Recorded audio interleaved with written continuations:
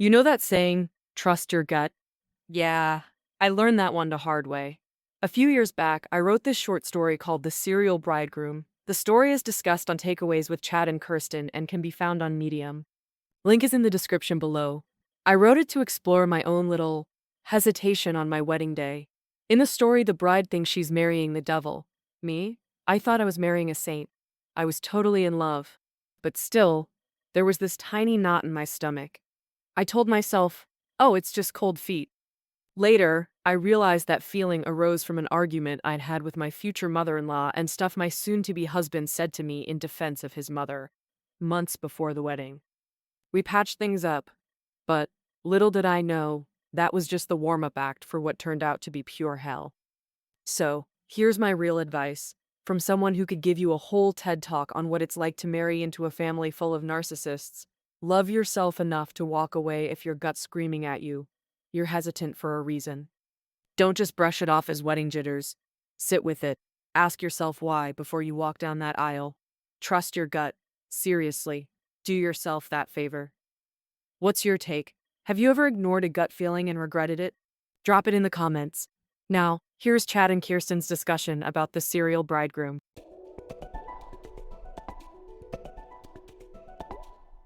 All right, everyone, buckle up, because today we are diving deep into a short story that'll have you on the edge of your seat. Oh, I love a good thriller. Yeah, this one's called The Serial Bridegroom, and you can find it over on the Mokuteki Speaks Medium page. Okay, I'm not familiar with that one. It's a wild ride, let me tell you. All right, I'm intrigued. Tell me more. It starts off like a classic wedding day, all the usual stuff, white dress, flowers, but Ah, then it takes this sharp turn oh. into a suspense thriller. Total plot twist. Wow, so what kind of suspense are we talking about? Think Terrified Bride, a foreign country. Already sounds intense. Yeah, and there are these whispers about her groom's previous wives. Previous wives? Like multiple? Yeah, and get this, they all died. Whoa, hold on. This is getting dark. And then, just when you think it can't get crazier, there's this sudden interruption that changes everything. Okay, you've got my attention for sure. Now think about this.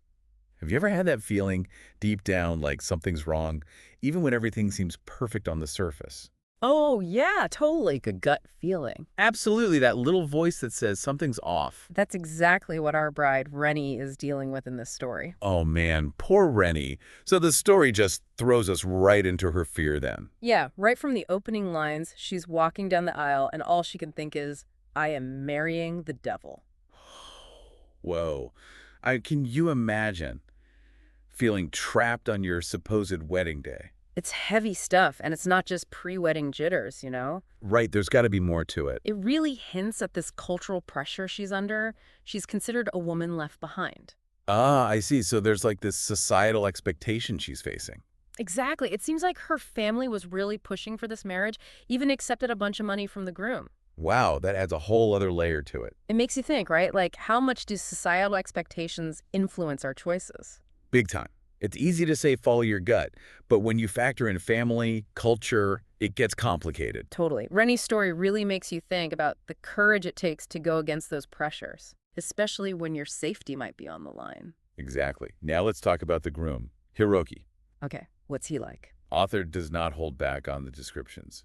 Wolfish grin, ogre-like fingers. Oh, I see. We're not supposed to like this guy. Right away, bad news. Yeah, those descriptions definitely paint a picture. It's like our brains are wired to be wary of certain things, even if we don't realize it. Totally, like a primal instinct, those details set off alarm bells. Right.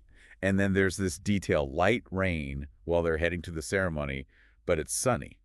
Huh, that's strange. Yeah, it's a Japanese omen called Kitsune no Yomeri, which means fox's wedding. Never heard of that. Bad sign, especially for weddings, like a black cat crossing your path. I get it. It plays on that feeling of unease. That something's off, even if you can't explain why. And the story just keeps layering these clues, right? Little hints of danger. Oh yeah, Hiroaki's practically sprinting to the altar. Yeah. Rennie can barely get her vows out. And his grip tightens on her hand. You got it. The tension builds and builds. It's like you know something terrible is about to happen, but you can't look away. You said it. And through it all, Hiroki is in control. calling the shots. Yeah, that power dynamic is clear. Makes you wonder how much of Rennie's fear is him and how much is those rumors about his other wives. The ones who all died. Yeah, mysteriously. It's chilling. Right. And then, bam, FBI bursts in. FBI! What? Talk about a plot twist. Right. 1 minute it's this tense wedding, the next it's a full-on raid. It's like a breath of fresh air. Finally, someone sees what's going on. The author even calls them an army of God's finest executives. Brilliant. I love that you can just feel the relief Rennie must have felt. Totally. But then it hits the reality of the situation. Yeah, the legal stuff, the accusations. Murder, Miranda writes, it gets serious fast. And Hiroaki, who was about to get married, is now facing some serious charges. Right. What a turn of events. And then we get Rennie's final thought. I love America. Wow, so simple, but so much there. Right. Is it relief, gratitude, or maybe even dark humor, given everything that just happened? It really leaves you with more questions than answers. It makes you think about the different ways justice can play out. Sometimes it's about rescue, right? Intervention at a critical moment, that's a powerful point. Sometimes that's all it takes to change everything. Absolutely. This story definitely makes you think about the importance of awareness, of speaking up. Couldn't agree more. We can't be passive bystanders. Got to be willing to step in, offer support, Sometimes that's all it takes to make a difference. maybe even save a life. Powerful stuff. This story is really resonating with me already. Me too, and we've only just scratched the surface. I can't wait to dive deeper. Let's do it. It's amazing how the story uses those little clues like breadcrumbs, to build that suspense. Yeah, those subtle hints about Hiroaki, how he controls everything, rushing the ceremony. Yeah, it all adds up to this feeling of dread. Like watching water boil. You know it's going to happen, but the anticipation is killer. It makes you think about those red flags in our own lives, right? When things just feel off. Totally. Sometimes those signs are so subtle.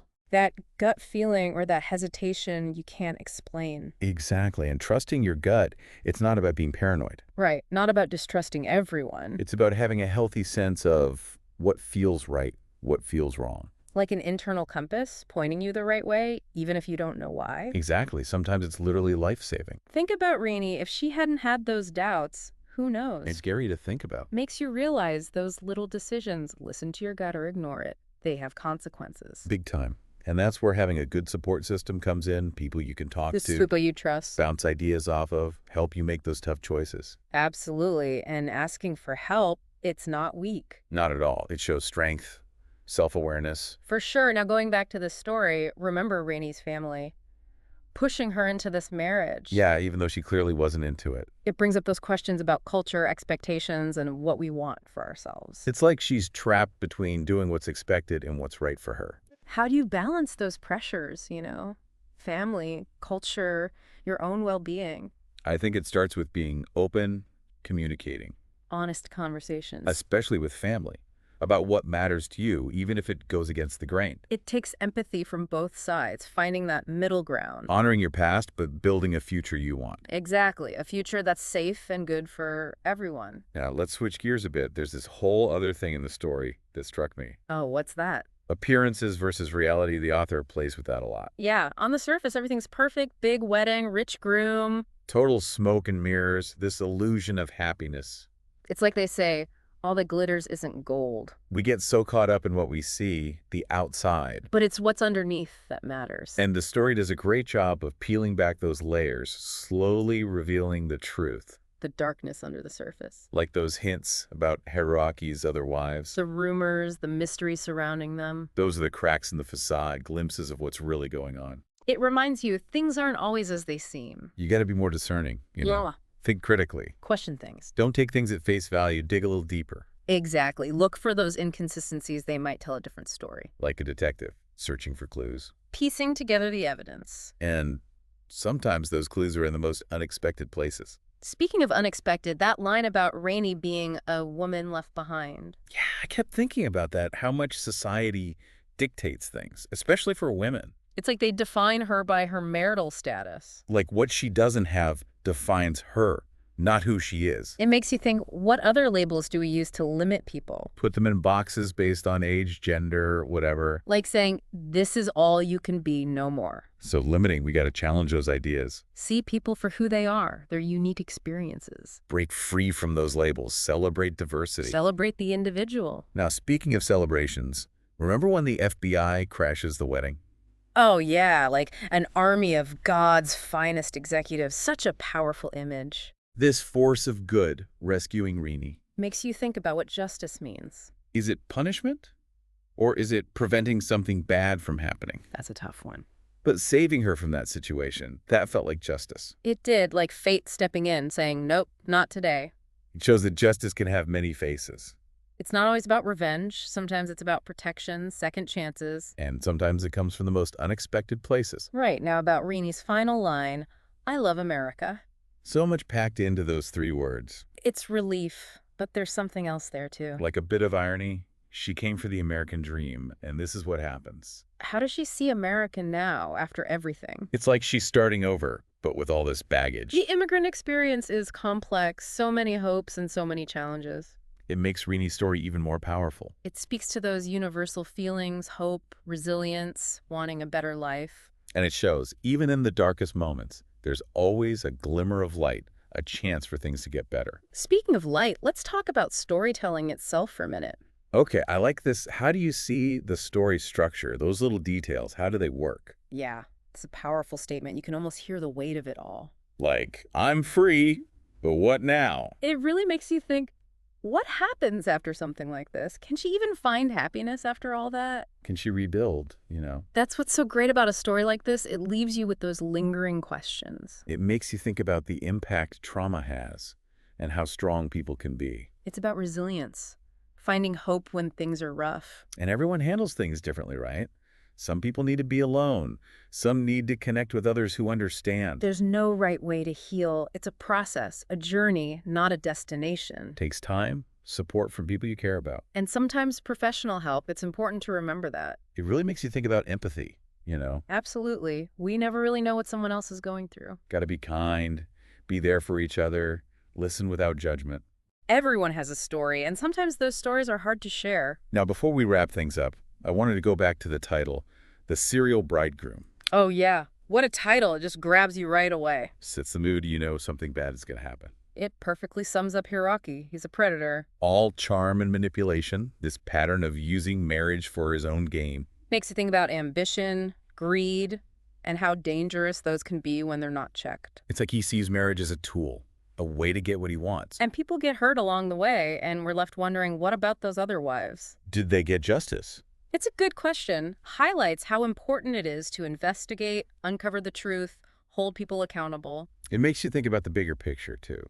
You know, how do we make it safe for people to talk about abuse? To share those experiences without fear. It starts with believing survivors, supporting them. And making sure those who hurt others face consequences. Silence only protects abusers. We gotta speak up, shed light on these things. That's how we make real change. And it takes so much courage for people to come forward. To break the silence, share their stories, even when it's painful. Their courage can inspire others, start a movement. The ripple effect. Now, I want to touch on something you said earlier.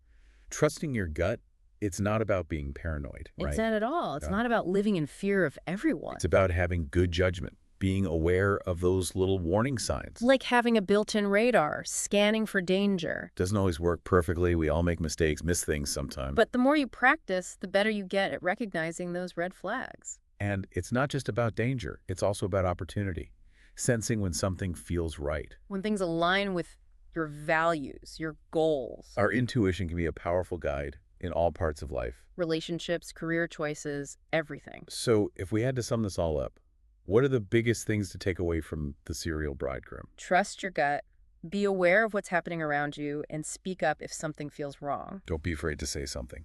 And remember, justice can have many faces, and healing, well, that takes time. It's a journey.